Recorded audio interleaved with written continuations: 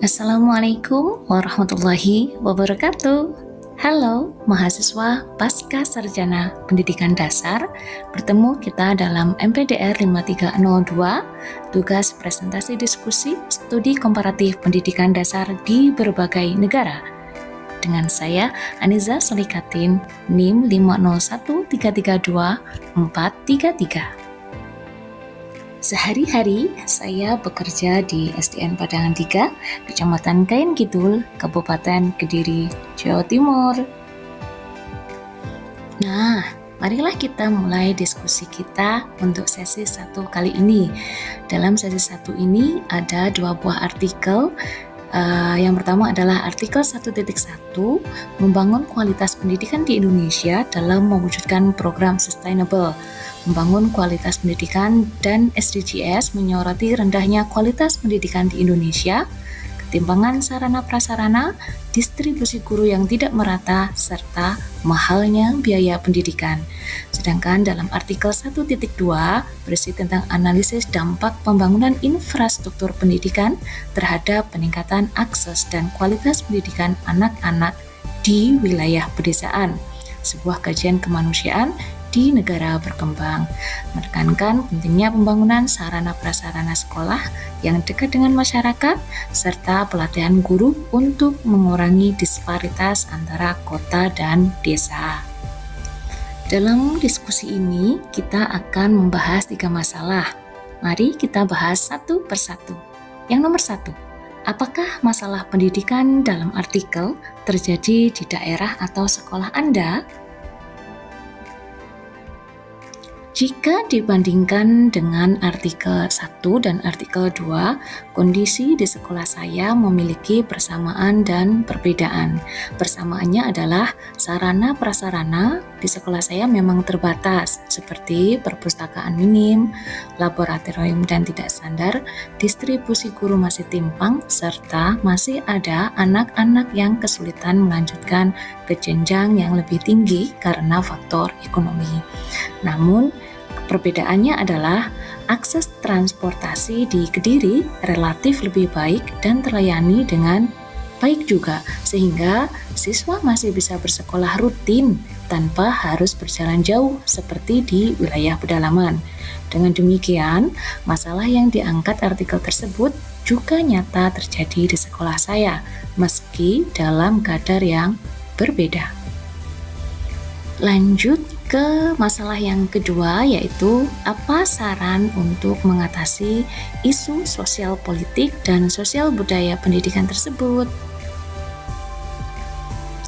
Jika mengacu pada materi sesi 1, saran untuk isu sosial politik adalah 1.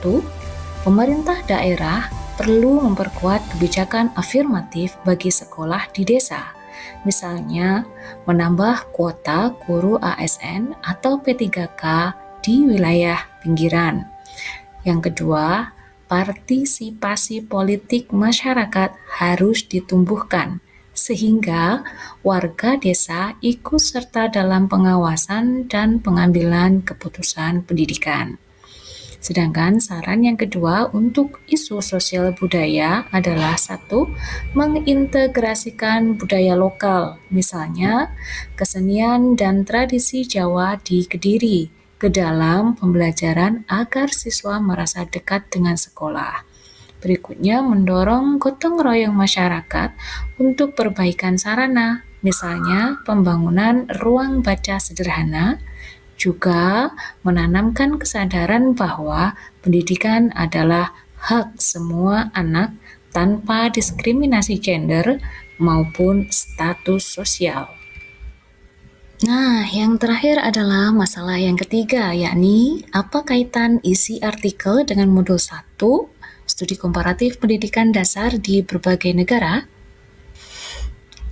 Kaitannya dengan artikel 1.1 mengingatkan bahwa kualitas pendidikan Indonesia masih rendah dibanding negara lain menurut survei PISA.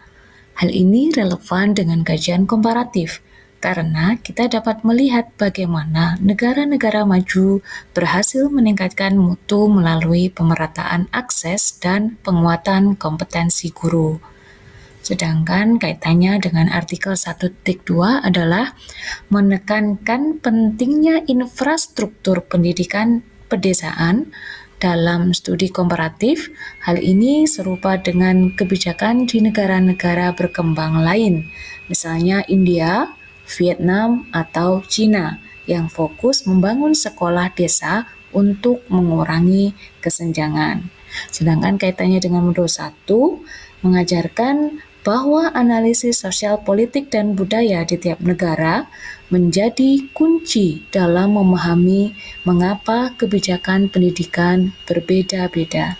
Maka, artikel tersebut membantu kita melihat posisi Indonesia sekaligus mencari inspirasi pada praktik internasional untuk mengatasi masalah pendidikan. Kesimpulan dari diskusi kita pada sesi 1 ini adalah permasalahan pendidikan dalam artikel sangat relevan dengan kondisi sekolah saya di Kediri, terutama dalam aspek kualitas guru dan sarana dan prasarana. Solusi harus mencakup dimensi politik melalui kebijakan afirmatif, distribusi guru, dana BOS yang merata, dan dimensi budaya melalui gotong royong, kearifan lokal, dan kesetaraan gender. Keterkaitan dengan modul 1 terlihat jelas, yaitu perbandingan antar negara membuka wawasan bahwa untuk mencapai SDGs, Indonesia perlu belajar dari strategi pendidikan dasar negara lain, khususnya dalam pemerataan akses dan kualitas pendidikan. Terima kasih atas perhatian teman-teman mahasiswa.